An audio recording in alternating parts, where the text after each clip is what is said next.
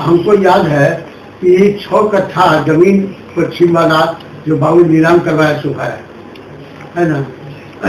एक बात और याद पड़ती है हमको कि जब सर्वे हुआ था उसमें बाबूजी जीवित थे, तो नरेश मोहन भाई वाला जो टुकड़ा बेच दिया है उसे कौन है तेली के हाथ से, वो हम लोग की जो घर बना हुआ है सो, और पछियारी वाला खेत है सो, और उसके आगे जो और बचा हुआ था जो भारत भाई सब बेचे हैं रघुवंश भाई बसुआ के हाथ, वो सब एक ही प्लॉट है शायद।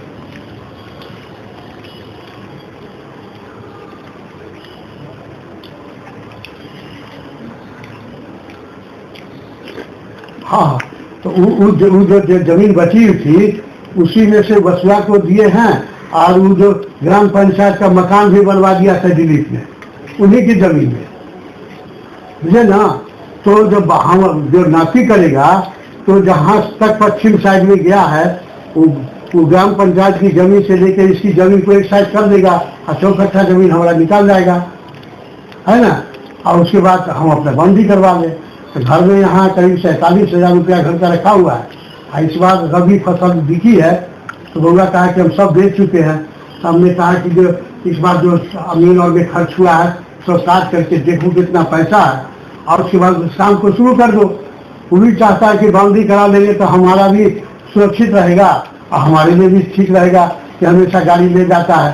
तो पश्चिम और दक्षिण साइड से बंदी करवा देते हैं, तो पूरा उत्तर साइड से तो सड़क है, कोई चढ़ना भी चाहेगा खेत होकर तो नहीं जाएगा, और पूरब से हमारा मकाने हैं।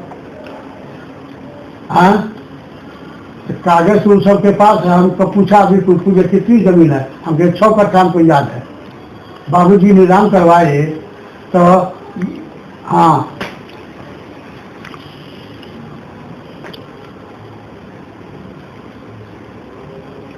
हाँ, हाँ,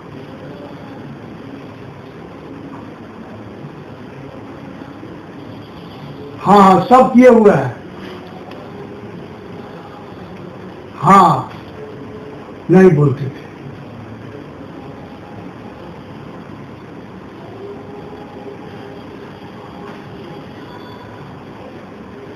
हाँ, हाँ,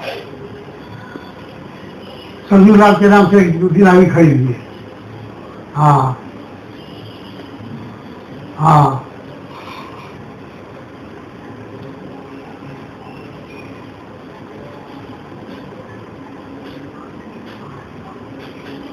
वो तो अलग बात है।